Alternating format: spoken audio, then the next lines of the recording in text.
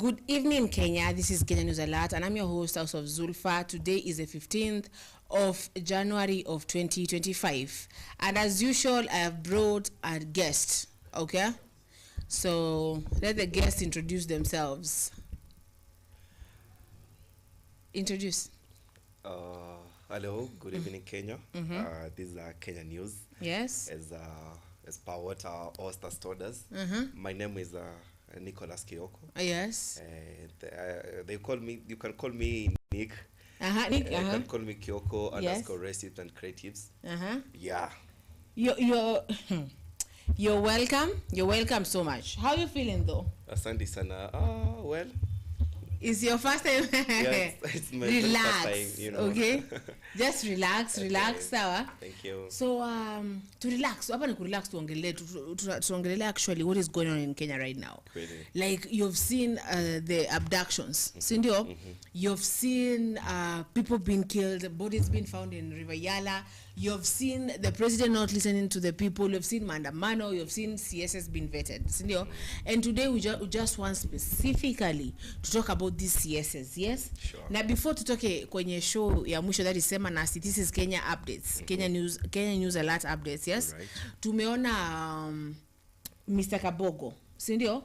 Tukaona we saw he was being asked some question. Kuna issues of drug trafficking, sindio? Yeah. Kuna issue akaulizwa kuna watoto wangapi, sawa? Akasema ikabaki watoto Africa waulizwe ni wangapi. Okay. Aya akaulizwa what will you do about the pornography and TikTok, in Instagram, in Facebook? Yeah. You have seen people say what do they say? Kwenye TikTok live when they are selling those pornography pictures. You know, like kunyonga 30, you know. Very, very, very nasty, And there are children there. Like everyone, like in today's world, everyone is, you know, like in those so-called, you know, social media platforms. Yes. Even our mothers. Even our mothers are there. You know, but you know, kwa TikTok, you know, people are being, you know, it's not good. Nasty. It's not good. Yeah. So akaulizwa bwana nani akaulizwa bwana Kabogo because anakuwa anasamia all that, yeah. What are you going to do? What are you going to do about that? Because our children are there. Because our children wako pale wakiangalia nini? Wakiangalia hivyo vitu. Our children are there watching all these things. Is it good? Because you know the other day I'm live. I'm not live, yeah. I'm on TikTok. Yeah. I'm with my niece, you know, and then we find this woman. She's live and she's naked. Tell me, my dear. Oh, my niece is like, ona huyu hajavaa nguo. They don't filter. Unajua kuna venye TikTok ina filter. In fact, ingekuwa kuna venye wanaweza filter. Excuse. Kuna venye wanaweza filter upate at a certain age. When Netflix, you can't view this. Even DSTV, you can't view this. True. You can't. YouTube even it has parental guide. Yeah, parental guide. TikTok does not have parental guide, and even America may ban. Niliona hiyo story pia kuban TikTok and the so-called Elon Musk akasema pia anaweza inunua. Even this guy, anaitwa Mr. Beast. Yes. Akasema pia atanunua ndo isibaniwe. All that said.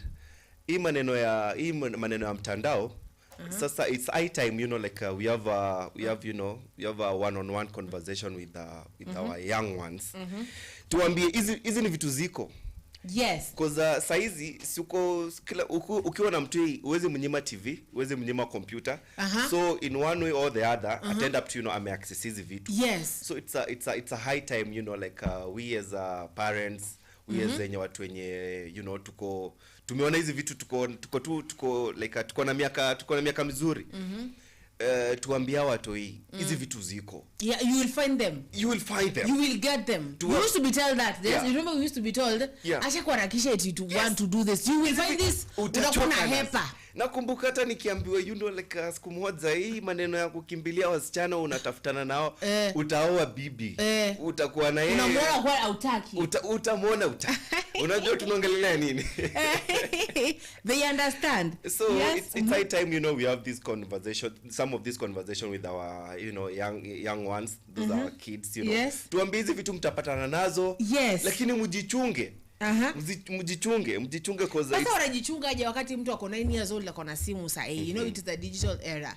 I'm finding that my nieces have tablets and all this, that thing is like 4 years old. Like on tablets, so they have Wi-Fi, they have everything, and you know you're not monitoring it. Yeah. It is there. She's seeing whatever they are seeing. Kujichunga yenye watajichunga ni si ati wasifanye hizi vitu because they have already, you know, seen them and they know how to do them. Yes. You know, ni kuambia, you know, kama ni matters za kufanya, you know, kufanya sex, you know, tuambie, you know, like use protections. Yes. Tuambie like hizi kuna magonjwa ni nini unaweza tumia protections ujikinge kwa hizi vitu. Yes. Because already wanajua. Yes. Na so baada sasa Kambogo ameulizwa what are you going to do about this? Akoleka after unajua they should have akamwambia no, you're going to be the CS of this. So what are you going to do? Akajibu maswali fulani hapo. Sawa? Apparently tuliona pia anaitwa Lee Kinyanjui kuna issue ilichukua eti watu akawarusha kwenye forest.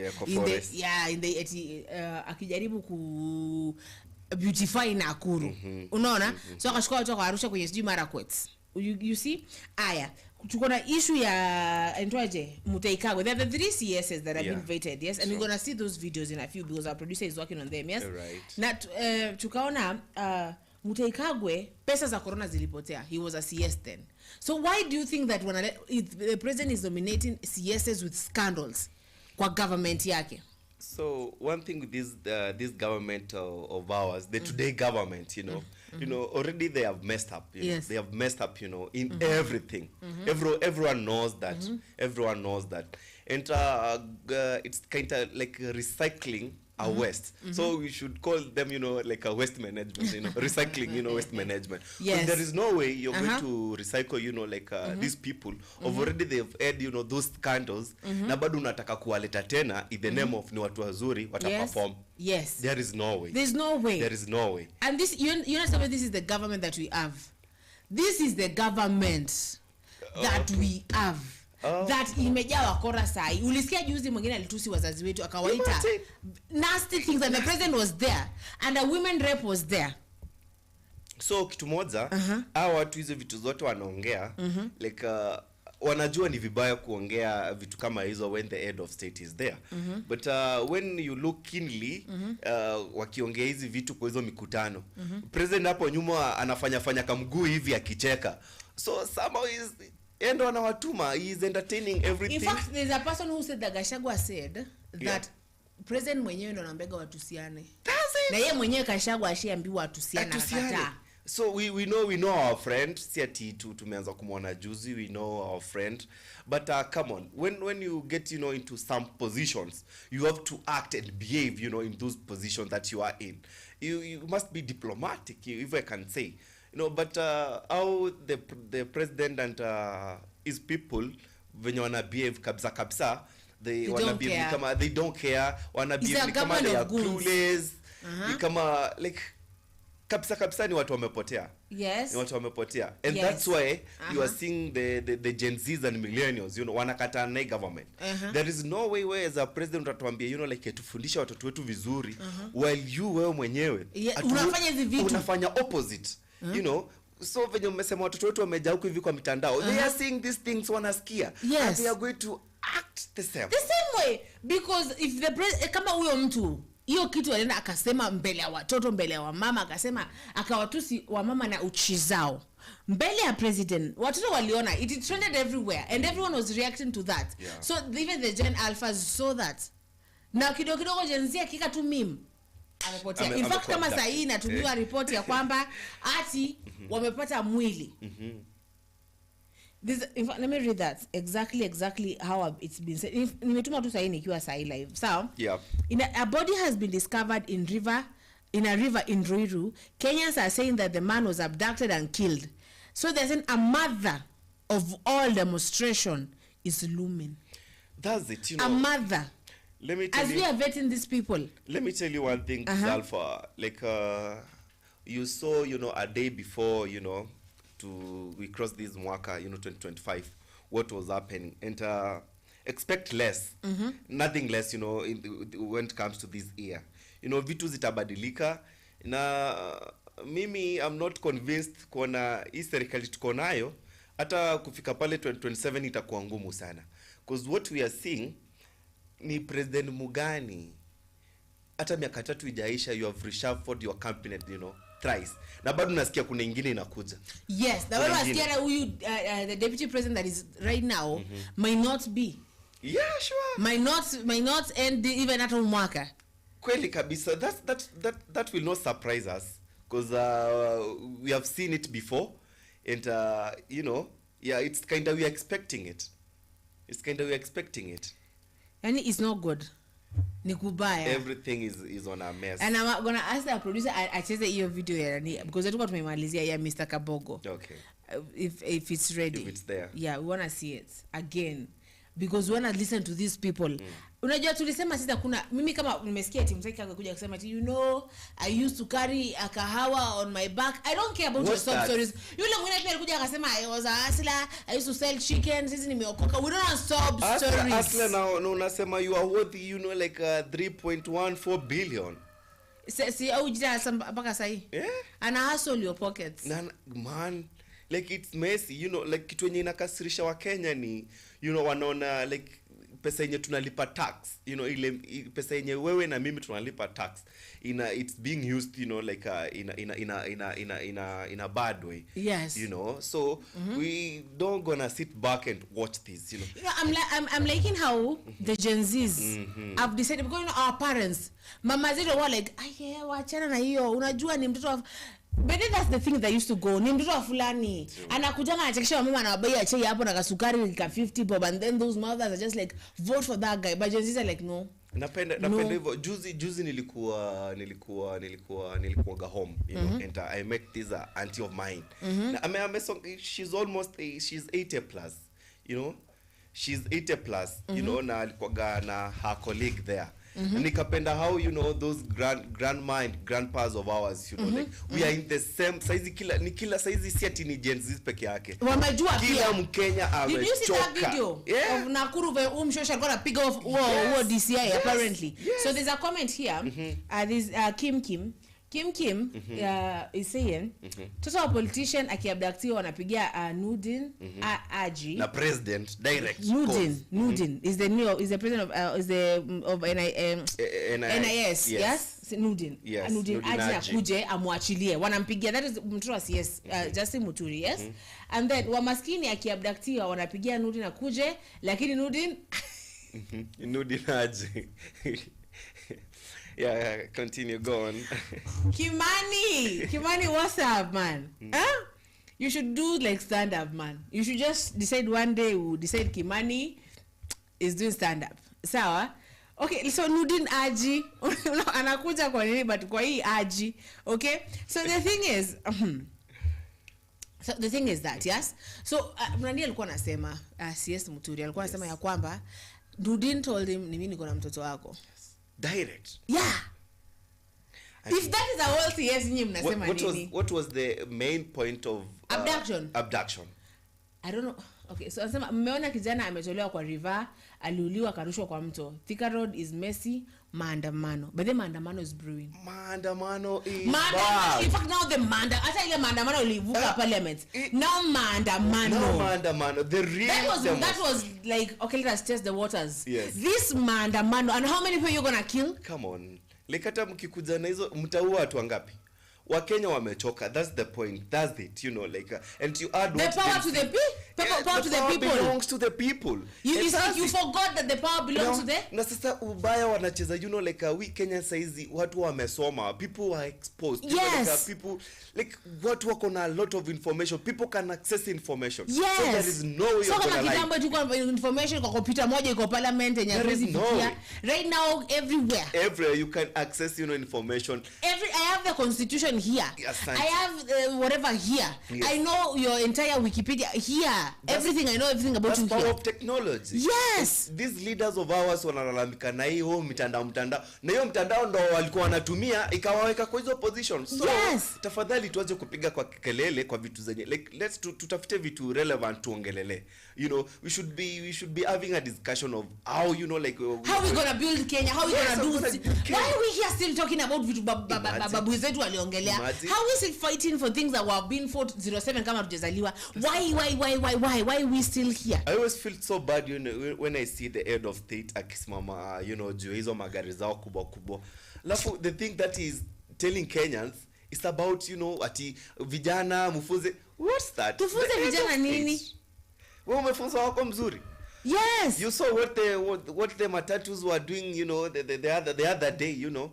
I don't know the name of this matatu. Moja is called Ambush, and the other one is called you know, sikumbuki jina. Ziko, you know, ni za the people, ni za watoto wa the people. The people, 1%. Yes, 1%. 0.01%. So, instead of wao kutumika kama mira, unajua wakuwe kioo ya jamii. Wao ndo wanaharibia jamii. Na wako hapo hivyo kutuambia tufundishe watoto wetu. Tufundishe watoto wetu. Tufundishe aje ndio asini your children. Jamani. You guys, you're even insulting us. Yes. So producer, would you please play that nini of Ntoaje Kabogo? We know wanna listen. I can't wanna any learn to shija to vetting. Kagwe, yes Kagwe. Probably. We wanna know. I wanna listen to these people. I wanna listen to this man lie to us. Yes. Because kwa pesa ya corona alipeleka wapi? Sasa that person is 842 million. Kitu yenye inanikwaza sana. Kitu yenye inafanya ni inanikwaruza roni sana, like mtu wako hapo a very senior, you know, like you know, person, you know, unasimama mbele ya media unadanganya wa Kenya. Surely where are we entering as a nation? I don't know. Tunapeleka wapi nchi yetu? Are we being patriotic? Sometimes I get depressed when I look at tunaongelea patriotism mwenye iko kwa dictionary tunasoma. We are not practicing it. You know? Actually, I think you're right when you talk about patriotism is like the one yenye kwa kitabu. People are not patriotic out here. I usually ask, you're telling me to believe someone. Are they for Kenya or are they for themselves? Who is for Kenya? Who is like patriotic for Kenya? Who is willing? How many Gen Zs that died, like really died for Kenya? I guess, you know, that those are the people who are patriotic right now. Communicating, especially around the COVID time. You are on TV, but people questioned you the COVID CS. I would want to hear what exactly you intend to do, because again, in my view, we have had a communication problem, and also in the State Department for Livestock and also the State Department for Agriculture. You remember last year the issues that we had with subsidized fertilizer procurement and the communication that came around that issue. Towards the end of the year, we also had a similar problem. I had to withdraw a bill that came to Parliament from the State Department of Livestock, the Livestock Bill, largely on account of the disinformation that was being propelled in both mainstream and social media. And this bill is anchored on policies that are espoused by the government through the ministry. I would want to hear what you intend to do now as Cabinet Secretary. One, to provide that effective leadership within the ministry, to communicate effectively to the public what is contained in the bills that you will bring to Parliament, because Parliament tends, and in this case, my office of the Leader of Majority, we tend to take the flak from everybody, believing that all legislation that comes from government is authored by parliamentarians and the office of the Leader of Majority. So I want to hear first what you intend to do to ensure that there is effective leadership in terms of communication. And as I said, in my view, you have done well in your previous postings, whether it was in ICT or in health. To CS, I've also noted from your CV and the documents that have been submitted, as Cabinet Secretary in the past, you have served for 2 years in all the ministries you have served. Is it coincidence or fate? Because you are CS Health for 2 years, you are CS ICT again for 2 years. Are you going to be CS Livestock Agriculture for 2 years since you are being appointed in 2025? I don't know whether it's fate or by design. Lastly, you have spoken at length on the nexus between farming and the profit and loss for the farmer, and what you would want to see in the ministry. We have also heard from government, especially from the president, that we have now, as a country, fixed our production side.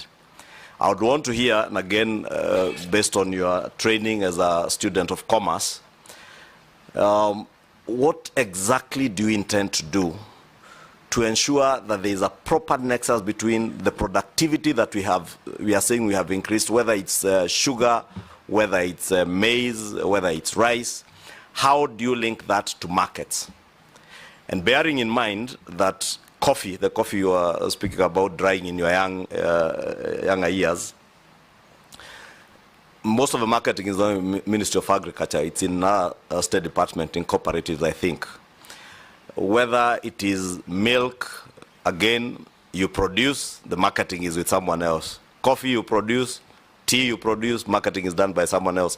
How are you going to create that nexus to ensure that also the country benefits from your experience as a marketer and as a student of commerce to make farming profitable, not just for future farmers, but even for our current farmers, many of who probably are not as tech savvy as the younger generation.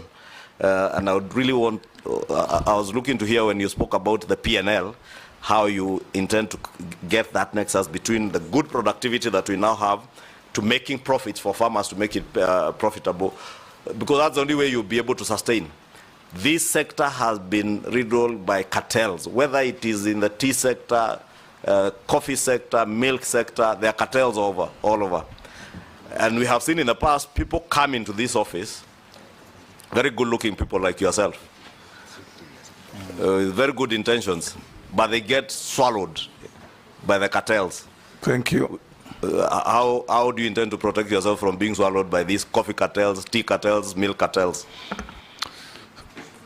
Brevity. Mr. Chairman, you'll agree that there is quite a bit to respond to here, but I'll try and be as brief as I can. Yes. Thank you very much, Mheshimiwa. Let me start with the issue of communication, because I think that is what you laid emphasis on. I think the first thing to remember is that in my capacity, if I'm approved by this committee, in my capacity as a cabinet secretary, I am simply a cog. I'm simply part of a cog of people and stakeholders that must be involved in the decision-making processes that you have referred to. You can't be part of a cog. You can be a cog in a wheel. Yes. Yes. Indeed. Yes. Indeed, Mr. Chairman. One of the cogs. That is what I am.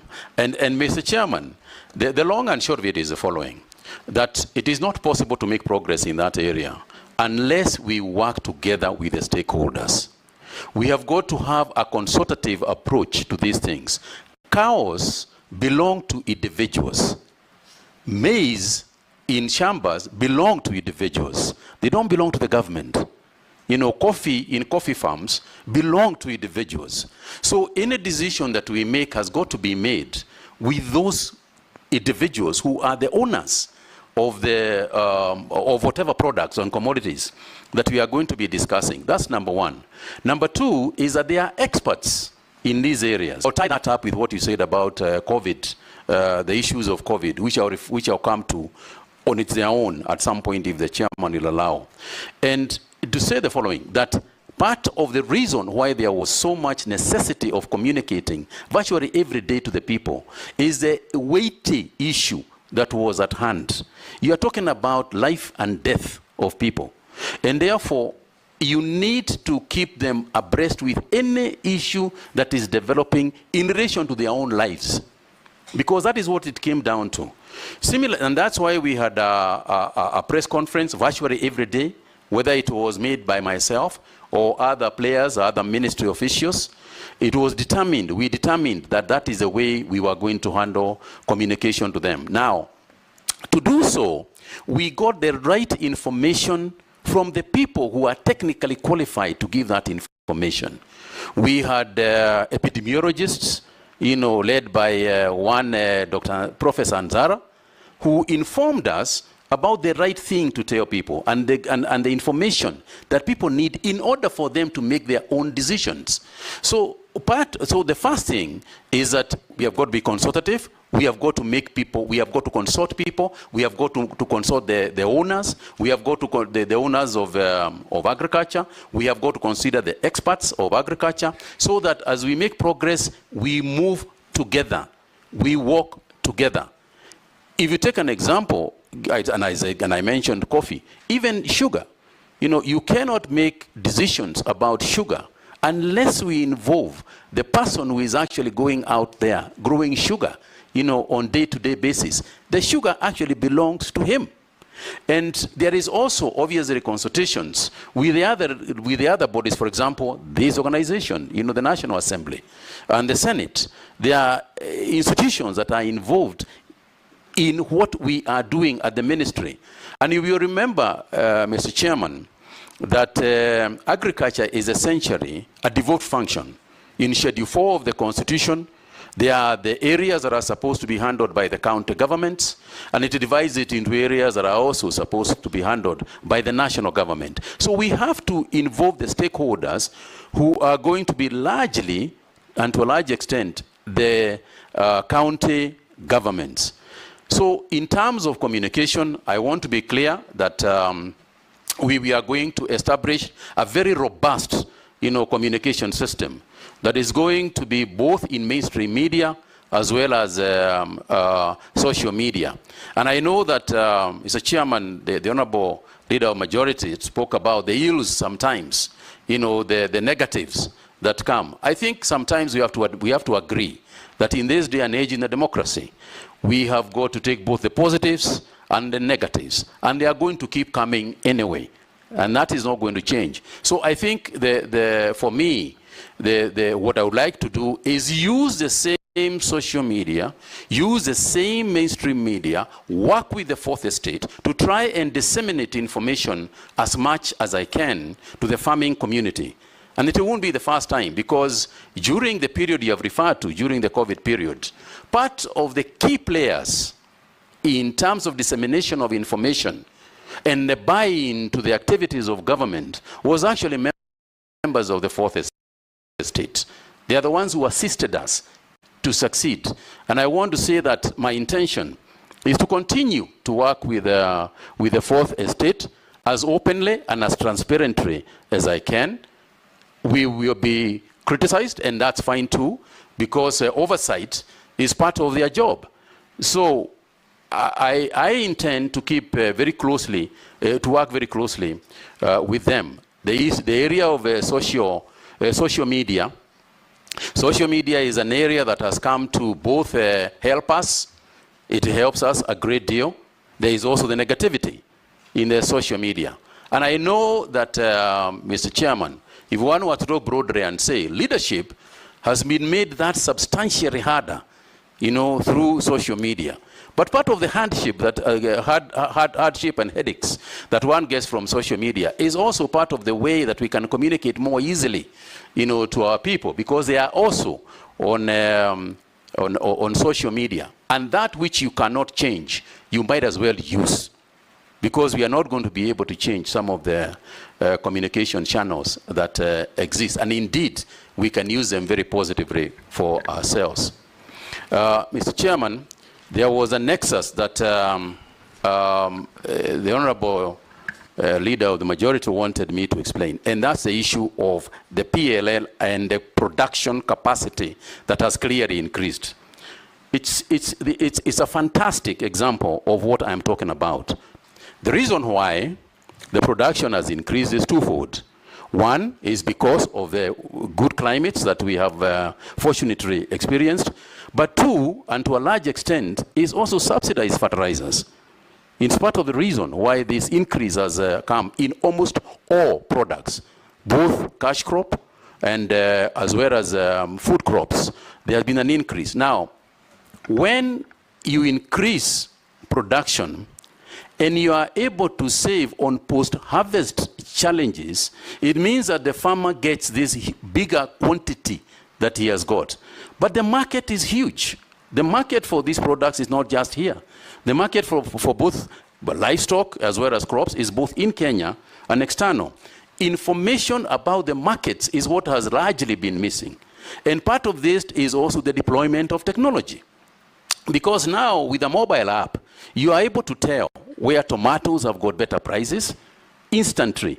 But this information is around somewhere, floating somewhere in the market. It's our responsibility as ministry to make sure that that information is available. You also alluded to the issue of the fact that the marketing aspect of most of those cash crops, the boards and everything, is in the Ministry of Cooperatives. That's fine too, because we work in a collective area. We have collective responsibility. Every ministry in government will automatically have to relate with another ministry in government. And it is not just the Ministry of Cooperatives that we have got to work with.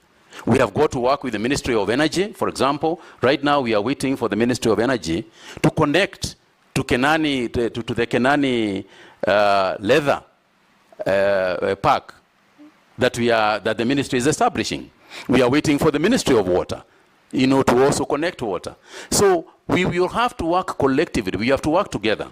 Again, coming back to the example that you gave, if you look at the management of COVID-19, it was a whole government approach, whereas the central ministry was the Ministry of Health.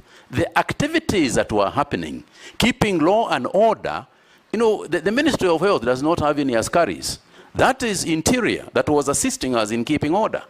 The Ministry of Health does not have, is not in charge of matatus and so on. Yet, we are to contain even containment measures, included the transport sector. So we have to work with the CS for transport. Education is not part of health, but it was a huge, huge part of the activities on the Ministry of Health during the COVID period. That too simply illustrates that you need to work collectively with other ministries, and that forms part of collective responsibility. Yes. Jeanette?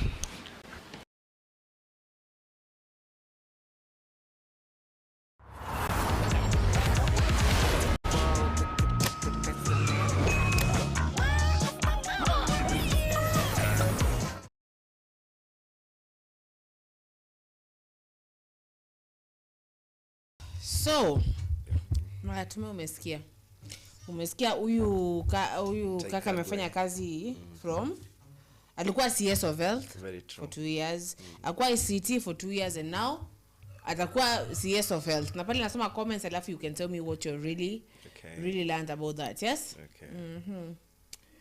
There's Kimki anasema yani mtu ana reach all of those high profile people via call. Enyewe hii Kenya ina wenyewe sisi tunawakilisha tu. Mimi the most important number I have ni Akairo. Okay, Kim asaongea a lot. Sawa? So Peter Kimani anasema hi Zulfa and the new guest. Hi. And he's saying Peter anasema Ichungwa is out of order. Only appointing authority has the power to say where to work and for how long. Ubro anafila na oni Kenya. Ichungwa. Some of these CSS bwana. I don't think I'm an MP. MP, yeah, he's an MP. Yeah. But Zolpa, before you continue, these people kitu moja wanafaa kuelewa, wanafaa Wakenya wawaambie juu, keep telling them na kama waski. There will come, one day, they will pay for all these things, bad things they have done, in this country. There will come a regime that will be like the royal family of England. Does it? Sisi the royal family yataka kudestabilize design yenye I don't know inakuja ikuisha hiyo kitu. That monarchy is about to end. Very true. Kuna kuja generation ambayo itakuwa like you don't care ti babako alikuwa zini Kenyatta and by your great I want to be part and parcel of that regime. Because the more we are electing people because they did that and they did this, the same way we are here right now to go away situation. Then Peter Kimani anasema anasema Ichungwa is okay, so then Kim anasema stopping Ichungwa is like stopping mature ejaculation. And I just so personal. You're like yani Kim unaongea personal, what? But ni ukweli, watu wanafaa kuambiwa ukweli bana. Anajisikianga sana, but that guy. That guy. Then Peter Kimani akasema ya kwamba that's the way he behaves at Parliament. Just imagine someone who is accused by all Kenyans of bad manners, vetting sober people like Kagwe and Lee Kinyanjui. It's a shame. No wonder Lee said ujamadizia. Sawa? And he got upset by the on that vetting.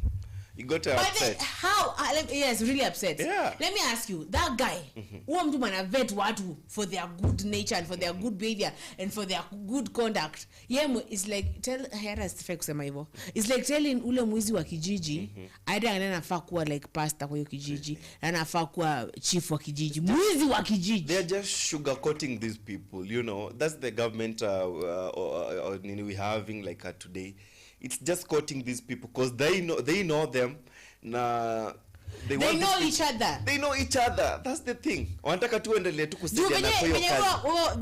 That Kinyanjui guy, when aliambiwa story the way he drew people, it was like, even me hapa sahi, I know allegations in. What is that? What's that? Nini imeendelea hapo? A senior person being vetted for a CS job. Alafu akasema akamwambia nyinyi najua. In a parliament. Nyeta yacha. Hao watu bwana watupatie break. No, I respect Kenyans. That's what I can tell. But they do not respect Kenyans. They are forgetting we are the bosses. You're very true. Then there's Peter Kimani again says Farah Marim expelled from Wiper party as deputy party leader. He has been expelled. Yeah, he was a secretary general for Wiper. Basa ametolewa. Aya Kalonzo leo asipomtoa tutajua amesupport hizo words. Nimeona Kalonzo anasema, you know, it's high time, you know, we go to State House and arrest the president ourselves. Yes. Because wametufikisha hapo. Like few minutes ago, some few hours ago, I've seen that thing trending in Twitter. Like malori, you know, those trucks zimeonekana hapa Mlolongo carrying, you know, like a police vehicles. Where are we ending as a government, as Kenya? Kenya president anapeleka nchi yetu wapi? You know. Zimebeba gari zinapeleka wapi? Trailers zinabeba hizo water cannons, those Mariams, those big trucks the ones the police wanatumianga mpya zinabeba kutolewa because they know it's about to go down. So they are ready as we are ready. They are ready but you know we gonna overcome them. We will overpower them. Kama Kenya alikuwa anakunywa nini itakuwa tia gas kama shisha. You know. They said tumekuja kuoga na tumekuja na towel. Kenya is just another new breed. You know, that's how tired, you know, we as Kenyans. You're like, what do what we're gonna do, but I'm gonna die in this street. Walisema the Mau went to the forest to fight, but now the new generation of Mau wanaenda to the streets to fight out Fichi. We are here in this street. And we are winning this war. We're gonna win. We are almost, you know, like as by the look of the things, you know, we have not scaring the government, but we have shown them, you know, like the power belongs to the people, and we are yet to show them because what's coming, my friend, it's bad. It's bad. You know, we are taking this country, you know, by our own, you know, because, you know, the president has failed us. The people who are surrounding him, you know, like, they keep lying on him day in, day out, you know. He's doing good. Of which he has, you know, lost the ground. The niche that the government has created, you know, with its people. It's big to an extent that... Rift Valley, sasa. Yes, near Rift Valley. In a way that, you know, there is no way you can, you know, like, you can fill that gap. Imeenda. So as we continue, yeah. Peter Kimani anasema in June 2024, Rigathi Gachagua spoke about JB's son, being abducted and held for 18 hours in Comunicado, and pointed figures right at NIS as having been behind it. MPs use this as one of the grounds. Actually, okay. Sema kutoke. No, you know, unajua, there's this thing tuna joke. Let me tell you. And I said yesterday and I'll say again. I'm all for you guys. The CSS should be humbled. Say kitambo alikuwa anajiona they are untouchable and they wanashikwa. Say wanashikwa because that is a whole CSS that was abducted. Very true. And he spoke and he called people and nothing was happening. Na huyo Nudina akamwambia, yes, niko na mtoto wako. Niko na yeye. Ako hapa. Now, and you know these people tortured your son. You know, power is this. They're drunk, you know. But this is CS people do not have power though, because they are saying hata wenyewe Who has the power? The president. The president. The And president and Kibet, Farouk, And, like it's like we are being governed, by some individuals. We are not like imekuwa ni stakeholders. imekuwa ni stakeholders. Like that's what Gachagua used to say, and that's what like they are showing, because that's what they believe in. I've seen a guy from Western akisema what the Kenya Kwanza government has done like to them is just giving Mudavadi and Wetangula salaries, nothing else, no project, zero project to show, zero project. It's bad. And I love how these ODM followers are telling the president Tell them they already joined the government. Skia what they said, what Sifuna said. He said they know the cow is dying. What they are all doing is milking, because they know the cow is almost dying. They're just there kushikilia hizo nini wapate maziwa yao waache ng'ombe kufa. I usually say it's like a bucket list. Huyu jamaa anaweza kuwa MP ako like unajua nini? I could be also the governor. And I could be also a cabinet secretary of something. I don't care what. Just something. But one thing bucket list. One thing I came to realize recently, Zulfa, it's you see these politicians of ours, they do so much before they before they get to those positions. That's why even when they clinch to those positions, to those powers, they got nothing to deliver to the Kenyans, because already maziwa wanakuaga wamefanya vitu mingi, wanakuaga already wameongana wao wenyewe ndo wafike hapo. So there is no nominate mimi ndakupea mita fulani, mita 200 million when nominate. Utatoa wapi? So ukiingia pale, you have to do all those things. Nominate me randomly. Nominate me to EV. You have to give me something. It's like a ni watu wanataka hii position unanipea nini kako? Utanipatia nini? Nitakupatia position, utanipatia position ndio kwako unanifanyia nini? That's the thing. Then what are we adding? Like as a country, it's so bad. I guess it's a high time, sasa we as youth sasa we register as voters, tukikaa watu inje, at least tukuwe na regime yenye inajali watu wake, yenye inajua tunaongoza country and where we want our country as Kenya to be in the next 3 years, in the next 5 to 10 years. But tukishinda how do you call it, to recycle these leaders, what's this? I don't recycle like the same how is it? Utachoka. It will get worn out. That's how we can relate, to some of these leaders. We are recycling these people. Yeah, wengine wamekuwa worn out. They got nothing to they just here until they die. To deliver. So also wanasema kwa comment section wanasema okay. Okay, so Peter anasema Ichungwa behaves. No, let's start there. Peter Kimani says this Ichungwa guy is full of himself, pride and arrogance. Asema Ichungwa behaviors are questionable by public and then vets leaders. That is shame. Then Peter asema check on at Kim if he's okay. Ama client amemteka. Client, I think ako tu hapa. So client leo hajapatana ama tutaambiwa tu as you go on we will be told kama kuna client saa hii. Sawa, so then Kim said the thing is to take notes. You and your parents can't drive up to State House. I don't know drive up wewe Kim. When do drive up? Sisi atu drive tunachukua nduthi. Au unafika sisi unatembea huko. Tutakimbia. Drive up. Kimbia. Hebu sikia rich kids drive up. See? Let's drive up to State House on a random afternoon to ask about your missing kin. #end abduction KE. But that is the thing. End abductions. End abduction. And then Kim said, Peter, I have changed my cycle. My circle. Wapi. We know, and you're about to be told where you are. I don't know who these paparazzis are following you around. You should angaliage na kufuata nyuma Kim. Watu wanakufuata nyuma sana is like sijui unawapea nini. So and Kim said, what happened to Okia Omtata? Even the communication team went silent. But then did you see that Okia Omtata drama? Okia Omtata, since that arrest day, he has kept it low. I don't know where he is. But let's hope, he's recollecting himself. He's trying to come up with something good. So, tumgoje tu. You have seen what Morara Kebeso is still there. You know, Kevaso, me I don't believe on Kevaso, mimi. Watu unasema wamefanya ile kitu tu ni kutupasia People are saying like a person like Morara Kevaso is just a project of the government. Of the government. Because I'm asking, why didn't these people speak up? Come on, Job Nema Liba Kura. Why didn't, if you are so you had that integrity that you're saying, why didn't you speak up when you knew it was happening? Why are you speaking me? He's ejecting everywhere. He's doing the civic education, you know, to Kenyans. He's going to those projects, you know, those stalls projects. He's showing them to.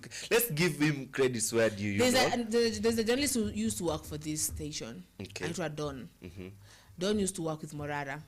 And lately, he released a statement that he's not working with Morara anymore. The reason being? He said he can't speak about the reasons, but just know he will not work with some people. You know one thing with my government? No, what is that though? My government ikikuona you are vocal, na uko sawa, wanakukujia wanakuambia between this and this, what Let me ask you something, Nick, yes? Let me ask you. You're my person. Yes. Ndio? Yeah, sure. Tanguko. Sana. Let me ask you a question. Go yeah? on, kindly. How if now tuanze kuongea sahi anakuchukua wakupe briefcase ama akupromise kama venye Kasama alikuwa amepromisiwa yes nasikia defaint actually after apate tapewa hiyo kiti. What would you do? If they so some you're speaking now like Morara, you're speaking like Kasama the way he spoke until akapewa 5,000 na 5,000 that guy was given 5,000 ya kushoot music video 5,000 na akaenda hivyo 5,000 he fainted. But kuna Wakenya ukiwapiga tu hata dhao saizi huyo mtu hataongelea ata deny so Ruto is the holiest man of all. Yes, why you have to give me like I want that 3 billion. You just want to be like very genuine people on this conversation. I will be like you know I will be like unipe I want like in fact I want 20 billion see million for you. Nataka land Kilifi. Sawa? Yes. Nataka land nazijengwe you know is a house. Okay. I want things usipewe 5,000 na wewe sasa ni na no kibetray una feel I betrayed for something. You didn't just betray for 5,000 nyingine isipa nyumba jamani. Something big that I niko like nyiwa Kenya hata mkisema see now my family at the end of the day you will have betrayed. Yes, I'll go down ministry as a betrayer. I know, but I'm just saying usipeane for 5,000 hata wewe mazi hiyo ndo kitu mazi tunafaa. We as Kenyans tunafaa ku style up. Tuache hii historia pesa shilingi 2 and every time. 200 unaenda kupiga Gachagua na tia gas. What is that? You know, like to style up. Watu watatupatia do sasa. It's high time hata tukatae. Yeah. You have seen what the churches are doing. You know, tukatae hii pesa kabisa. But Catholic kataa pesa. We all know Catholic are rich. Catholic are rich people. So our kataa pesa, we know those ones are good. Those are trillionaires. We as Kenyans, we need to emulate that. You know, like this miambili, this ma punch, this adao, something. Unavunjikia miguu mahali. Unavunjikia mguu kwa jamani. Ana usisi sasa hakuna madawa hospitali. Sasa hizo tukienda osi story ya Shando hiyo umeona CS amefukuzwa. You know, like it's bad. It's bad. Really bad. Know, like I'm loving what I'm seeing. You know, like kuna matumaini. This is hope.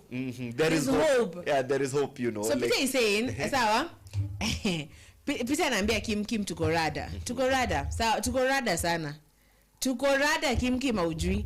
Sawa, so Kim then I think you don't know Omtata is Ruto's friend. He was used by Ruto to go to court and petition government business. He said it is judge at Busia. He may be funded by the same guy. Yeah, you know, that's very possible. But then there's a lawyer who told me that Okiya Omtata is a person that he knows. Hiyo wakati sababu ilikuwa ni ule wakati alikuwa anapigiwa pale CBD na nini, he was like that is just drama. This is drama. He just told me that is let me tell you tell me so I can't tell you deep. I can't tell you deep. But as a lawyer who works with and I know this person personally, right. It is drama. It is just drama. You don't believe it. We are the activists. He is staged. Actually, mimi saizi leo ningeambiwa like we as Kenyans tunafaa kuchukua direction gani. Mimi I just want to see new faces, you know, in that coming government.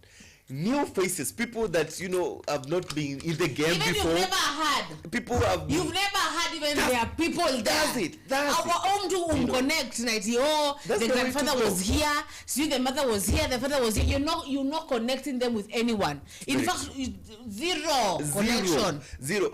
Fresh blood. Very fresh blood. Because when we keep, recycling these individuals, these fellas, my friend, we are not getting to any place. Recycling. We will still, remain, the same. The same. Then Gen Alpha Gen Alpha wamekufa kwa street tena. That's it. The same things Gen Zs are trying to do. But Gen Zs nakwambia this I want to hear someone from Taita. I want to see Hawanjala there. Hawanjala I don't even know. Thank you. You want to hear someone from, that remotest area. Yes, I want to hear he's the governor. Yes. Of that particular whatever county. You want to see people like me. Yes, I want to see, but actually I want to see you, Nick. Yeah. I want to see you there. New fresh blood. Fresh blood. People. Kurecycle that sasa fiti tupe unye because budaka alikuwa. Tupe ngena because babake alikuwa. Tupe Yeah, but let me tell you one thing, Zalfa. This is fight for Kenyans. I'm loving what Gen Zs and the millennials are portraying. It's not like Kitambo. We are voting this fella, this individual because he is our person. No, saizi manzi hatuna ati mtu yetu. Wakenya wameshikana, Wakenya wamechoka cause uchumi venye inafinya mjaluo mwenye kona pale hivyo Lake Victoria ndo inafinya Wanjala akiwa na hii side nyingine. So it's a high time tuamke, tafadhali tufanye ile inastahili, tutoe government. Yes. Hii government tutokesha. Peter anambia at Zulfa, do you know Morara was in Gishu with UDA or a UDA function with Akina Sudi? Huh? I want you to hear baby don't trust that guy. Sawa with Akina Sudi and Nakuru MP Gekaria. Sawa. They deem a mic. It was officially invited by the MPs. Thanksgiving. He might be working for the government. He's a project. It might be a project. He might be a project. In fact, at this point, I don't know who is Peter. Who is for the people of Kenya? I really don't know. Who is for Kenya? I guess we, the people of Kenya, we the Gen Z. Yes. Are the people, akina millennials and boomers. It's Gen Zs who are for Kenya. You remember the Gen Z saying that they are partyless, they are leaderless? I guess that's the way to go. That's the way to go. Chama amendwa Gen Z. Can we get our own chama? We can get a chama. Like our own party. Bwana, and to register it. We'll fund those. Yes. These individuals. We can fund our own. Sana. We have done it. Like 20 million Gen Z. We have done it before. That is 20 million. We have done it before. We funded Morara. I want to take you back, take me back. Back in 2013, when we had the code. We had code and the UDA, the URP. They formed a Jubilee party, and the opposition had the code thing. Kenyans funded Raila Odinga. Raila Odinga came up with a pay bill. Na Wakenya wakachanga pesa mingi sana. So si kitu tunaanza saa hizi. Ishafanywa na it's very possible. And for Kenya we are going to do everything. Sana. So Peter is saying what was Kindiki doing at Kenya National Hospital? It's a shame that a patient stormed a CS health function for SHA not working. I hear the lady comes from Taita Taveta. Actually that is something else. I'm gonna ask the producer after video kama hiyo. Kuna video ambaye madam amestorm. I don't know if the video or it was, but madam amestorm kwa CS health function. Yes. Sababu zo SHA mnapenda they are not working and you have your child and she was carrying the child. What is that? Like that's the right way, to go, to cause watu the more mnabanga kama kusema mmefanya nini? What have you done? Let us show you have done nothing. Kwa ground manzi, kwa ground what these people are telling us no kena kwa ground cause like each and every time tuko kwa ground what we are finding kwa ground is very different with what these people are telling us. Yes. Utafikiraje huyo mama alikuwa na uchungu inatoshanaje? Yes. Aende ku approach us all CS kumwambia ukweli.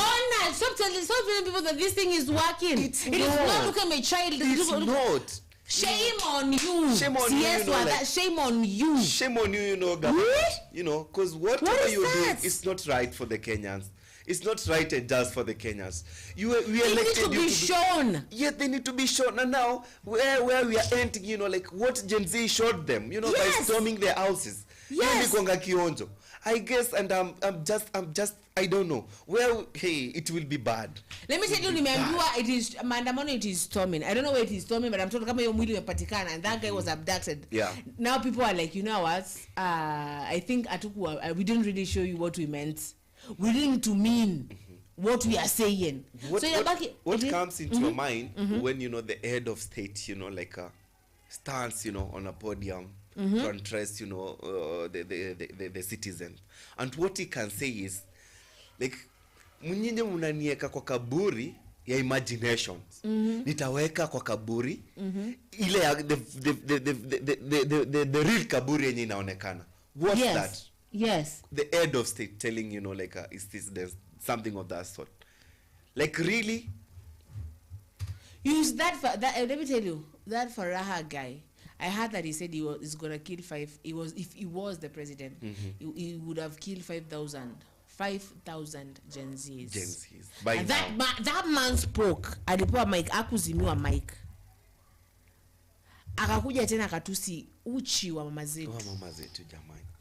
Sudi Kema akasema hata yeye angepewa tu siku 3 wa vijana wangeongea. Joho akasema the same thing, and these people are just walking out here freely, you know.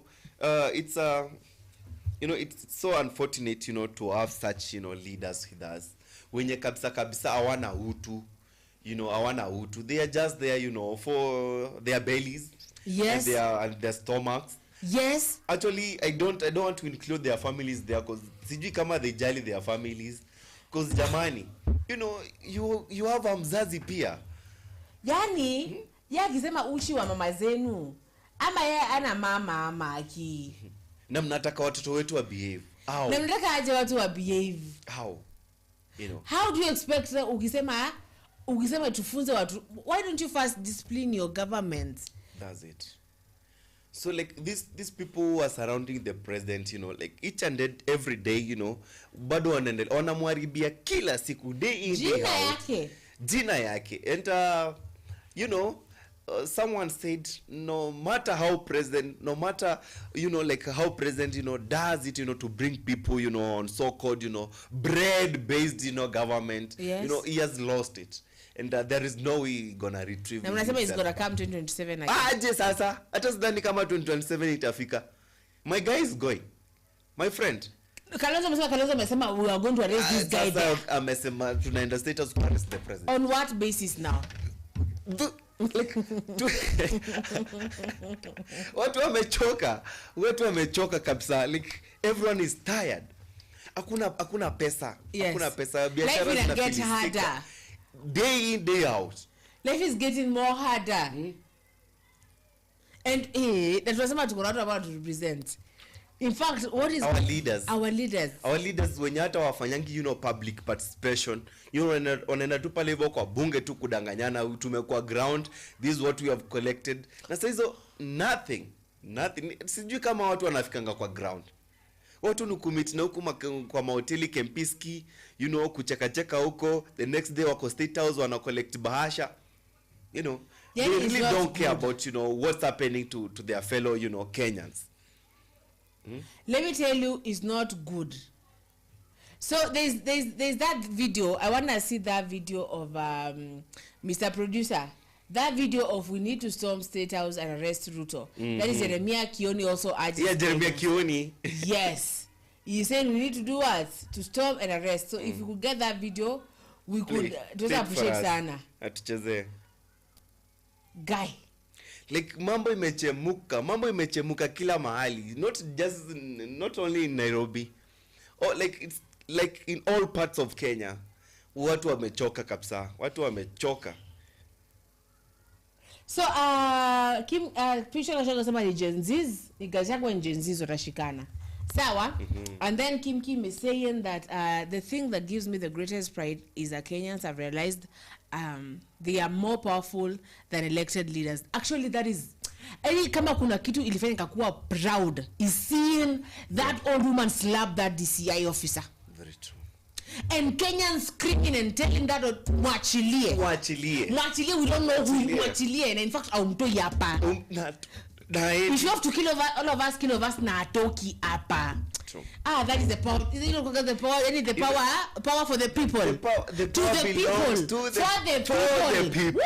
Yes. You know that's yes. That's what's fueling Kenyans and when the moment they let me tell you, and I was telling Lewis, people fear.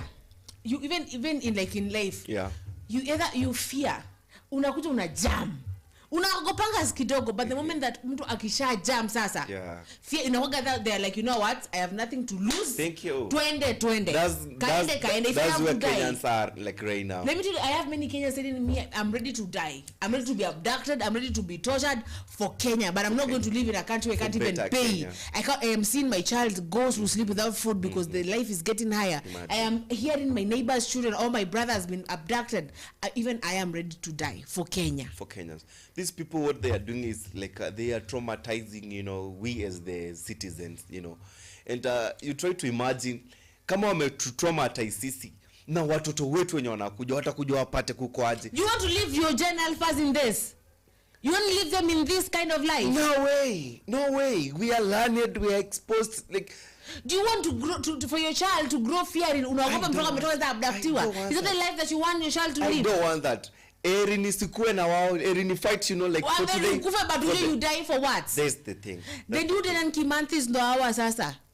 We are the new Dead and Kimanthi. Yeah. We are not going to fight in the trenches. No, we are fighting in the streets. We are in the streets. Because he fought for us to get into that parliament. Dead and Kimanthi died, yes, so that we may be free. Thank you. Because he died for Wehadi. What Wehadi is freedom. Thank you. Yes. Want something that freedom. Please, someone, Peter Kimani told me, he said Wehadi is what? Because they said he died. For Wehadi, we may have our lands back. We may walk in these streets, not for a black man to colonize the fellow black man. What is that? We are not a fellow Kenyan to be killing a fellow Kenyan. We are not going to what? We are not going to this stand. We're not going to go back to the forest when Dedan Kimani did that for us. No way. No way. So Kim anasema we are taking our country back. So I'm being told here by Peter Kimani, As Zulfa, after every 6 minutes, tell the paparazzi to check on Kim. He may also be the group of Morara, and Nomtata, used by their clients. So I have people watching on. Usiku na shida ya Peter Kimani, paparazzi nimewaandika, they're just following him. Are you to everywhere you are? I'm receiving information in my phone like ako place fulani anafanya kitu fulani, you know. Nikimpata na client Peter, I will inform you. Pictures about nini. So I had Kim saying, I think salaries of members of parliament should be commensurate with their academic qualification. Yes. Does it? Yes, Kim. Ooh, actually, yes, for me, Kim, yes. Kwa hiyo point ya Kim, mimi nilikuwa na propose, you know, when did we, you know, like get, you know, the people when you wamesomea that particular thing like to in Canada. In Canada, CS, for example, of education, was a teacher. He's not just a random guy. Someone who knows that department of entertainment. so well. That guy, ule Ezekiel Mutua. Mama entertainment. Goodness, you know. All the time, hapo umefanya vibaya. Like really, you know, it's high time we as Kenyans, you know, those positions should be assigned, should be given to people who when you wamefanya that particular cause, the people who when you're rooted, you know, for people who got information on to what they are doing. Random dude, a random person just hapo kama umewekwa CS of Ministry of Health. What share niaje ifanyi? Niaje hakuna BCG. Niaje hakuna ARV. Hata mwenyewe hata ukata ukezompatia sindano, hata ajui kuinject. They should know. In fact, angeleka mtu ajui like shida ni nini. Dawa ya kichwa hata maybe hata hizo kuambia ni gani. You know, we have clueless people leading us. Nick. And that's so bad. You know, it's so bad. Hey, I'm here, anasema, imagine Sudi earning the same as Sifuna and Babu. Sudi, a class 8 person. Mwego jipe doctorate juzi. You know, like and then at Peter the game is on, no relenting. The game is on, Kim. We are after you, Vibaya Sana. Sawa? And then Peter Kimani said, Kim, from the day the people stormed the parliament, people realized the power of Article 1 of our constitution. It's the supreme. It was so many. Repeat it. Say it again in bold. Say it again in bold. Okay, so from the day the people. Say it again. Okay, from the day the people stormed the parliament, people realized the power of Article 1. What? People realized what? The power. Say it again. The power. Asante. Oh my God. Yes. The power belongs to? The power belongs to the people. Asante. People came to know that. We didn't know. And that's what we are showing Until the this moment government. we entered that place and we're like, Gojeni, you know, you were like, Ngoja. This thing has been ours. This thing imekwaga yetu. What the fuck have we let these people lead us? Now we are practicing it, we are showing it, and it's gonna be messy. This time round, things get bad before they get good. Asante. So Peter Kimani anasema, Peter Kim said it took a call from the president to have this guy released. Now imagine a random Kenyan just fighting for his country with no connection. To a single public officer. It's time we fight for ourselves. Because yes, atapigia president mwambia niacheni mtoto wangu. Now who the fuck am I fucking gonna call? The son of Kimani ako Kempiski. The son of no one. Who will I call, man? Who? Peter, who will I call? Who? You know. If CS atapigia anyone, atapigia Nudin. Uko namba ya Nudin? Watu wapi? Utampata wapi? Nimeona tu mtu ameisha hapa kwa Twitter, sijui anataka tumsalimie. And Kenyans, you know, like I always love, you know, I was not used to these Kenyans, you know, what Kenyans know, and I really salute, you know, my fellow countrymen. You know, we used to be like, let me tell you, in Kenya, KOT was used for nene ntusi Beyonce, na Beyonce come at me, Kenyans were in defense. But now KOT is for Kenya now. It's like for Kenya. We are building our own. Because kidogo tuliangalia upije tukarealize kumbe na hizi countries zingine niliona our friends here, you know, bordering country, Uganda. Mwenye their head of state alisema if it was, you know, like if these things our Kenya wanaweka president kwa coffin, kama angekuwa shamalizana wao. You know, Kenyans did you know, like hesitate. They did the thing to Museveni pia wakamweka ndani. And they told Uganda come. You know, I heard that this guy, I don't know, his studio Murkomen alikuwa anasema ndio kuna watch episode ngapi. Then he was buried in watches. Like a lot of watches. A lot of them. Now, like our dear orologists died. Really Kenyans. Like, I'm seeing more Kasongo memes. Even more. We are not relenting. We are not being like, you know, we are not going to succumb onto the threats, you know. To that fear, to your God. No way. Fear's gone. But now we are angry. The fear's gone, you know, like we are fighting for what's ours, and you know, it's not that we are fighting things that are not relevant. You know, we are fighting, you know, for good governance. Yes. We want our resources to be used, you know, right. You know, I came and I said, nilikuwa kidogo nimeanza kuwa like, what if DCI finds me? You know, I was like, I better go down in history as like, I died for my country. Then just be that coward, you just stood there. Be that coward who arrested Dedan Kimanthi, and you bought that that bus. You do know that guy who arrested Dedan Kimanthi? Dedan Kimanthi. The guy that, I am forgetting the name of that person. Mtu aniambie mali arrest Dedan Kimanthi. And let me tell you, familia yake mpaka sahi, they suffer because of that. Imagine. I'm not going to stand for that. So naambiwa hivi, sikia Kimani aniambia, do not even trust Kioni. So I don't. We are not trusting anyone. I'm not trusting anyone. Let me tell you, I'm not trusting anyone. Akuna. Yeah. Do not even trust Kioni. Remember, he started attacking Gachagua because of calling out the government about abductions because he was promised appointment. Remember, he has been missing in Kalonzo's in Kalonzo's yes, you know. Mutuse. Mutuse is from where? No, tuanze hapo. Mutu, yeah, inakatia, but Mutu says from where? Somewhere down there, don't know Kadonzwene, don't know where. You know, a place where people still, you know, goes to chota maji with the punda, and he's there, you know, tabling, you know, motions in the parliament that we should impeach, you know, the deputy president. Because he was promised happy. People. You know, like what I've come to realize with these leaders of ours, kitu yenye inawaongoza kwanza si hata si akili zao, and I'm not sorry to say, you know, it's what they are going to get at the end of the day. You know, they are more of themselves than the people wanaongoza. I don't know who is. I'm gonna say again. We Gen Z's for Kenya.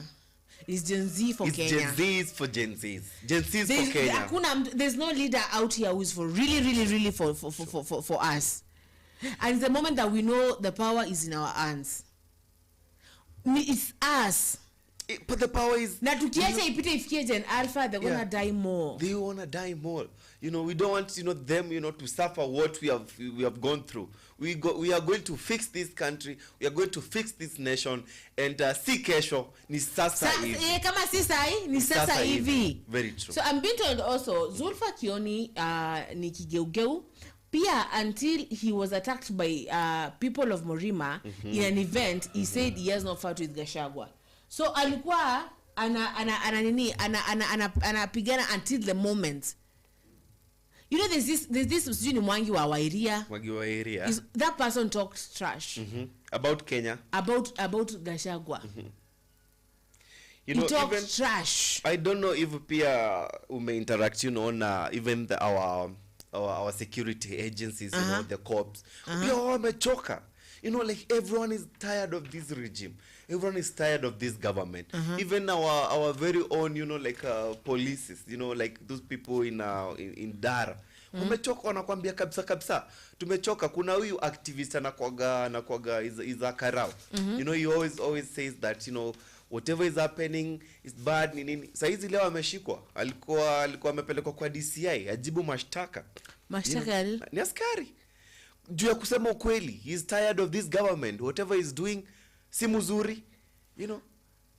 Leo amekuwa arraigned, you know, kwa DCI. You know, so it's that bad. I'm just loving, you know, the unity the Kenyans are showing onto this fight, you know, against, you know, bad governance and the. So in Kenya right now, when you speak the truth, you become an enemy of the state. You're the enemy of the state. You are the enemy of the state, and we are not going to relent on this fight, Zulfa. The fight is on. The fight is on. So when I speak the truth now, I become Zulfa Nimsena Mbaya. Zulfa apelekwe DCI It's always said that the truth will set you free. Then that is set you will die a free human being. Yes. You will rest well. At this moment tumekuwa Kongo. Tumekuwa wapi? Tumekuwa Syria. Hatukubali Kenya yetu ipelekwe kule. Bado hatutakubali Kenya yetu ipelekwe into that direction. I used to hear these things. Nambiwa Mutuse was promised roads from Morima will be transferred in Kibwezi and electricity and more appointments from Kibwezi. Has it happened? Wapi? You know now, like I'm telling you, Zalfa, as we approach 2027, unaona saizi kama hata haibisi jaikuwa. Yes, but iko tu hivyo. Iko tu na no, you know, hata watu washtuki, no one is talking about that. Those are some of the things our very own leaders, our very own MPs, they should be tabling, you know, those motions in the parliament. Wako parliament wanaongelea nini? Allow us this. Wako wakiongelea nini? We will impeach CS. Wako hapo wakiambia Karenyamu atoke nje. Sababu what is that? Do you ameosha mikono? You should be talking about different things. Why are you looking at this woman's dressing? What's the essence of us having, you know, the parliament? Nia nini? Watu wanaongea very irrelevant. Wako kuongea story ya jaba, hata ndio sio base ya jaba na wao sio hapo ndani. Sasa stories za jaba kwa pale. Hata sijui nini ile jaba. Sasa zingine unajenga gorofa bwana. Better gorofa najua at least now this one ile unajenga in future. Yes. These people are there. They are not even on drugs. But they are there just like and then food wanakula vitu vingi huko. Unaona food wanakula. Hapo I guess hapo hivyo Zulfa, it's where we as Gen Zs tuli mess up. Tuliingia parliament tukakula rice tukasa we were on a mission. But I think that's the same thing. but at least tulifika pale. Now the mission is on, and this time round it will be messy. It will be noisy. Yes. And at the end, even if it will bring casualties, we are ready to bear, everything. Any casualties? Yes. Because kuko tu venye kuko man. I'm aware that the government saizi wamejipanga. Si nimekwambia story leo wamenunua those water cannons because they know it's about to go down. It's about to go down, and they will order. Kwa ile live ingine, I don't know if Felix saw. He wrote it's about to go down, and I didn't know what it was about to go down. It's about to go down. It's about to go down. It's here with us. This time round. In fact, where? So I'm being told that I was sent. Let me see. I was sent the cop that was arrested. Yes. Okay. Let me confirm that as you able to tell these people. As I confirm that. Like it's a high time we as Kenyans mazi tukue awake, and we take our country back by force. This time round we are not begging to have our country back. Because come on. Pesa yenye tunalipa ni mingi hapa, and we are not ready to to sit back and to watch our revenues being used venye being misquandered, if that's the right misquandered, yes. By some few individuals who what's leading them is nothing but their interest. So like tushikane, tutiane nguvu. Na kila agency kuwe na ID ya kuvote. Asante, that's what I want to tell my fellow youths. Tukisema hii maneno yote, wana kitu ya kuvote, wacha kubonga wewe. Tuache tu kupiga tu mdomo. Tuamke tuchukue hizo ID, hata kama ni 300, tafadhali sacrifice that 300 of yours, go get yourself an ID, because hiyo ndo sila yenye utakuwa nayo yenye itafanya hii country turudishe country to back to where it was. You remember like 2022 elections, the so-called Azimio walikuwa na 26 parties yes. Under one umbrella, yes. And they had like the head of state supporting them, and they ended up losing. Reason being what? Wakenya walipiga kura. That shows that the power belongs to the people. Yes. So fellow you. But sasa huyu mtu ambaye anakuja anasema kama Sudi, anasema hata muliona happy president hata mmoja anakuja, what is that? Hiyo ni kelele. We will show them. We will show them that they know they don't know. So Kim is saying that my hometown is Ndaragwa. Kioni is a former MP. Trust him at your own cost. Na anakwambia pia, because you mentioned that point, ya tusisahau hakuna IBC. Let me tell you, yesterday I read the wanasema bado hawaja update hizo audits za bado there are voters who died kitambo. That's what they do. But trust you me, this wamesijua wameka mara mbili. Wamevote 2 times and they are still there, and hakuna people there. Sasa kama president anataka kulead this country into anarchy, aendelee venye anaendelea, because like Kenyans will be there asking him a very simple question. Like, where have you gotten votes from? Because we Kenyans, we have not given you our votes. Yes. Umetoa wapi kura? I remember this girl in TikTok alisema akipata even 5,000. Yeah. 5,000. Those people wanasema na wamempa hiyo stuff. Atatuambia you will love like nini to answer to us. Umetoa wapi kura? Kusaizi kwa ground hakuna mtu mwenye ana support serikali. Hata mapolisi wetu wenye wapigangi kura hawa support serikali. Because they are seen enyewe fiti, bad man is not good. Yeah. Whatever is going on is not good. I love these people who are surrounding him, instead of giving him the right advices, they are lying onto him.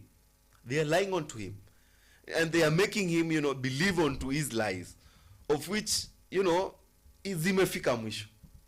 zimefika mwisho. So tunaambiwa hivi, wasema even Alfred Mutua held a meeting at Ukambani to convince Kamba leaders to That join was government. on Friday. Ask me. I passed by Manzoni on Friday. Tell me my dear. I passed by. I called you because I know you're an expert in these things. Yeah, true. But I guess it was like a Mandela chap affair in the name of Ukambani leaders, because I was expecting to see my area MP, because he supposed the current regime, he was not there. That's Vincent Musau Kawaya. I was expecting to see someone like MP from Kitui, I don't know the constituency, the so-called Nimron, but I did see him there. So the people I saw there was Alfred Mutua, Mwengi Mutuse, and this good Daktari, the CEO of KEMSA. The people who came, to the parliament as witnesses. To give verdicts on whatever about how bad is Gachagua, that they are the only people I saw in that meeting. So it means that it's not Ana support. Hakuna support. People When did Alfred Mutua become? There's this person I used to talk to. Used to tell me that what would you but Mutua ni Sungura. Yes. When did he become that? I used to believe in that man. I used to love that man so much. I still love him. I was what's making me not to differ with him right now, it's what the steps he has taken so far, because he is my guy. He was my governor of Machakos County, and I'm not comparing, but let me compare him with the current governor, like now, watu wa Machakos, Wavinya, kuenda elect Machakos girls, we did a very big mistake. Machakos haikuwa inataka a politician, a politician, in place. We just needed a neutral leader. guy. I remember how our friend Mutua came in 2013. He was a very, neutral guy. The guy who's what's the main aim, the main agenda is to see his people and his people live good and prosper in everything they are doing. He did it, for the very first time. The second time he tried, despite of him, being fought left, everywhere, right, and center, even by the Kambas himself. by the Kambas, by his, fellow Kambas. But what, the current, governor is doing, my friend, it's, I don't know how to explain it. Nikubaya, literally nothing. The other day I saw a very odd, grandma, crying hapo kwa hospitali. Akisema the SHA thing is not working. You governor unasema hospitali kuna madawa. Hakuna, nimeandikiwa madawa almost 10,000. Na mimi nilikuwa tu na 500 kwa mfuko. Governor nitatoa wapi 10,000 ya kununua dawa kama? That lady. Unaenda kila mahali ukisema hospitali kuna dawa. It's saddening, to see how things are unfolding, how these our leaders kabisa hawajali watu wenye wanaongoza. It's very saddening, but I'm loving what I'm seeing with the Gen Zs. We must build a new Kenya, and it started last year, and we're gonna show them the new face of Kenya. Yes. So kuna aitwaje? There is aitwaje Peter Kimani. Yes. Anasema kwamba at Kim true, there's a video of people calling Kioni off from attacking Gachagua. He retracted, and then some Azulfa, no wonder they are proposing to stop the live streaming of results during Yes. During elections. It's good. Continue. No, yeah, that is the point. That's the point. So they have denied that. They have no wonder they are proposing to stop that live streaming. They are proposing that, so they may steal it. The live streaming of the votes. I said the same doctor. I don't know, it's the same doctor that you're talking about. The same doctor who witnessed at Gachagua what's happening to me. The Gachagua The Gachagua impeachment. We are in the I'm in shock. Let me tell you, I'm in shock. Yeah, I know, right? So Gachagua's impeachment, the appointment of as PS, he is part of new shortlisted candidates. That doctor you're for the new about. PSS. Yes. Allah. Yeah. Okay. So it's a matter of awarding loyalty. Yeah, loyalty to the powers that be. Well, way. Yes. Okay. Chao kimotoni. And this time round, you know, they are not going to believe what they will see. See, you saw what MPs were narrating after the 25th June thing, when walikimbizwa kutoka kwa bunge. Wengine hata hawakuwa wanajua kama wanaweza enda 100 meters, you know, with their obesity there. Because of sitting there because of and just getting money. Just getting money, you know, venye walikimbia saizi watakimbizwa zaidi. Na haitakuwa mzuri. So it's either they behave as early as but wameharibu.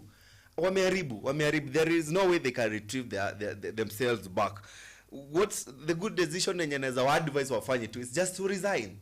Waseme tu wamechoka. Because wakiendelea kukaa pale, it will be messy onto them. And see vitisho kuona, like, you know, them losing everything that they had. You know, I remember seeing a whole ambulance ilikuwa imeficha my MPs. They were killed there. They were there. They were stoned. You know. So like Wakenya hawana huruma na watu wenye hawana huruma na sisi pia. Hawana huruma imetolewa kwa river huko Ruiru. Sasa what is that? They don't have mercy even with us. And they are there, you know, saying ati watu wana misbehave, cyber, like freedom of speech. These people wali swear that, you know, they are going to defend the constitution, of which they are doing whatever they are doing. It's against what, you know, like waliapa pale siku ya kupatiwa hizo positions zenye wako. They promised them, they took an oath. Yes, they are doing literally opposite of what, you know. Unaambiwa nafuta Kimani, yes, it is a rewarding. They are getting rewarded now because they impeached Gachagua. Because they impeached Gachagua. They did what they said they're gonna do. So kidogo maybe hata Mutuse ameshakiwa 2 billion kwa account. Mutuse hukumwona hata after alienda essay kujivijari kidogo. Kwa mwanana pale. Pesa ya wananchi jamani. Pesa ya wananchi. You know, na wanasemanga wanaongeanga vibaya, tunatumia pesa ya wananchi. Very confidently.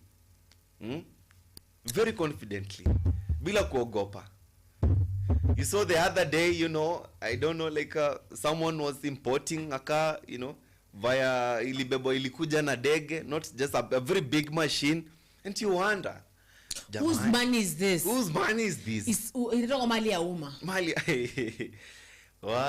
ya umma inatumika huko. Tunajua hizo pesa zitasaidia mama zetu ama, lakini tunataka kuona zijenge hospitali zijengwe, mabarabara, mashule zijengwe, saizi wapatie watoto help on time. Yes, the things that we want to see. People you know, they say that this Mbandi guy anasema ati hakuna pesa kwa serikali, but we shall give out that money. We shall give that money. Mneka 1.6 billion ya kurenovate ofisi. Hiyo 1.6 billion simpene mashule watu wapate education. Simjenge mpene BCG, there's no BCG za watu wadogo wakizaliwa hospitali amna. Umesema shaifanyi. Umesema hospitali hakuna madawa. It is true. It's not there. Yeah. But there's 1.6 billion of renovating bathrooms and cupboards. Na mtu akiongelea hivyo like hata ashtuki kabisa. Yani sometimes you just look at this and you're like, oh, you God. Know, the other day nilikuwa naona I saw, you know, like you know, there was this Aluo guy kwa hii bunge ya wananchi. Unaambiwa ilikuwa ni ya Sudi. Ilikuwa ya Sudi. It was a Bentley. Bentayga. Jamani. Yeah. You know, that's how our money is being used. You know, and hiring, you know, like choppers here and there. Yeah, to bring cars, you know, and go to see, you know, hire whole chopper undo katusi watu. Kupeleka uto tuchua watu huko hivyo Dubai, you know, to smash them out there. Imagine. Like, these leaders of ours, jamani, come on.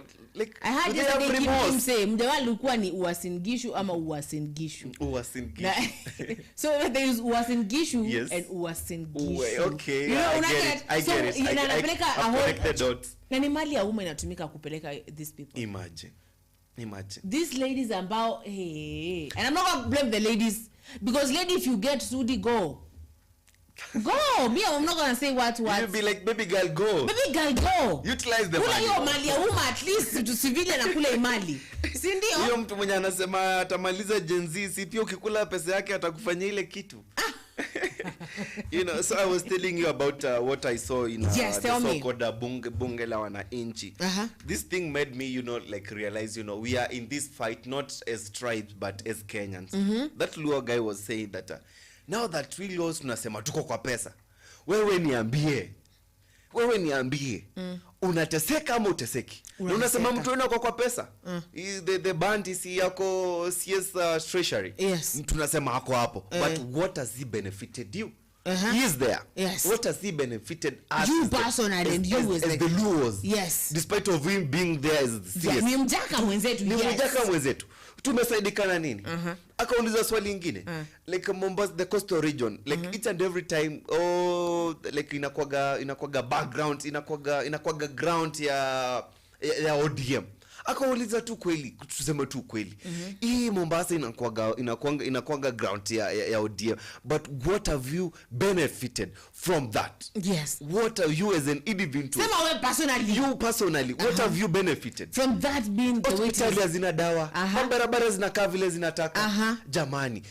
Help ndio hiyo ifiki. Yes. Vile unalia hapa. Mwenzako mwenye ako pale Ukambani, mwenzako mwenye ako pale. Everyone is crying. So it's item, you know, tushikane, you know, like to go for what ikwe Kenya isikwe ama Gikuyu ama Kamba ama Luo ama Taita. No, we are Kenyans. You know, these people, these are our leaders wetu ndo wanatakanga kutu divide, you know, into those political sections. If anafaa kufika place upate Ukambani, hata mwenye yapo ni governor ni mjaka. Si Mkamba.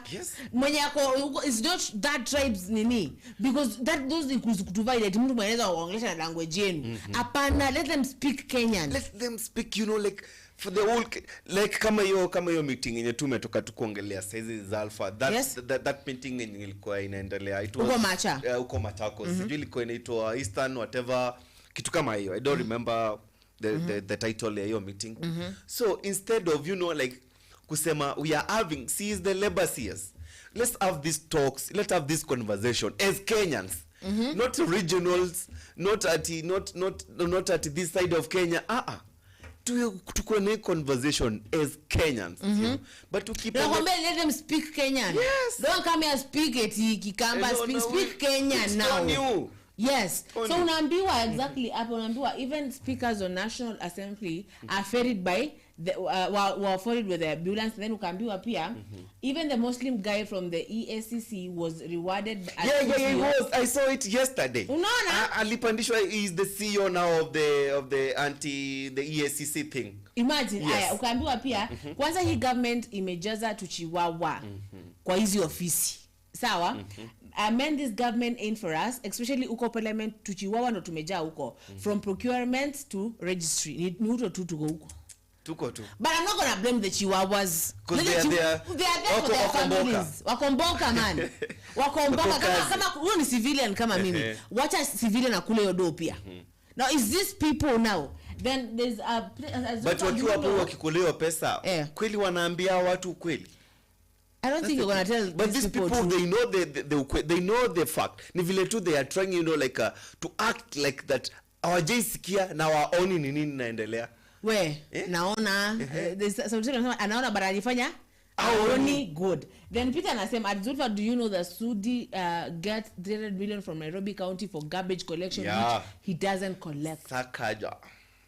300 million. Yeah, and like each and every week, you know, he awards, you know, the ODM party with like a 200 million for him because he wants to get there are rumors, but they always say rumors have it. He wants to, you know, like come 2027, he wants to vie, you know, for that same seat, but this time round not under UDA, but with ODM, you know. We're gonna factuate it. Okay, so unaambiwa Azulfa, that little guy is called Songa. Please call him one day. Very sober guy at Bunge la Wananchi. We will. Producer umesikia? Yes. Organize that. Organize. Ish. Nick. Yeah. You guy. We shall meet after this. Yeah, true. Unaambiwa na Kim pia Peter Sudi is living large kwa hii gava.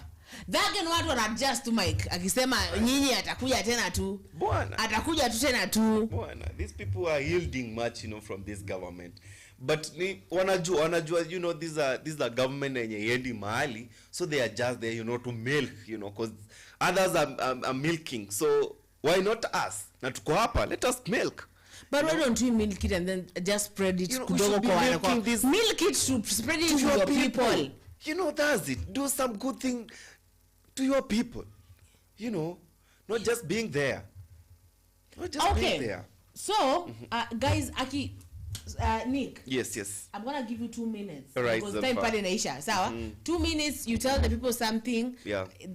Because damn. Mine will be short and to the point. Yes. You know. Yeah. Siongeti nataka kusema. No. So like my fellow Kenyans, you know, especially my fellow, you know, young individuals, you know, this country is ours. Like tusiache tu ama tuangalie our country, you know, being, you know, taken where we don't want it to be, you know, by these so-called leaders. Tuungane, tushikane mkono, tuache kuangalia umetoka region gani. We speak one language, and that's the Kenyan language, you know. So tushikane tafadhali. We want a good governance. Na haitakuja hivi haitakuja mimi hapa peke yangu na Zulfa tukiongea tukiavui conversation. No. Ukipata nafasi, do civic education, you know, tell people what's there, tell those parents of ours, you know, what's happening, and I'm very much sure, you know, we are winning this, because we have already shown it, and we got this, and eventually we are winning, because it's ours. This Kenya is ours. Thank you, Nick, for coming. Asante. Thank you so much, Nick. Yeah, it's good. Okay, so as I'm finishing, yes, the producer about kuzima mic. So it was one of the one who carried the impeachment process money. Even Jubilee Party MPs took them. Uasin Gishu. I don't know which Uasin Gishu is that one, but could actually be like Uasin Gishu. Now the point is, let me tell you people, Gen Z people and people of Kenya. At this point, it is people of Kenya. Not people from Ukambani, not people from Taita, people from Sijui, Mijikenda, or where it is, we want to speak Kenyan now. It's the moment that we start speaking Kenyan. Sawa, is the moment that we take this for power. The flag. For this. Yes, for the flag. Kila mtu in fact anabeba kitu sisi. For the flag. Kila mtu amevaa hii kitu for this, you know? For the family who has lost that child today, we are really sorry. Tuko na nyinyi, and justice is gonna come for your child. Okay, so this is Kenya News Alerts. You find it everywhere. Soon it's gonna be a national television. We thank you so much, Kim. We thank you so much, Peter Kimani, and everyone who joined us live and was here making the conversation grow. So we thank you, our producers. We thank you, Wakina Eugene, and everyone, wherever they are, even Felix. We thank you, Nick, for coming too. I am House of Zulfa. We shall meet here tomorrow. Tuombe pia Nick anaweza kuja kesho. But we thank you. We're going to try to find that songa guy. So, good night. Bye-bye.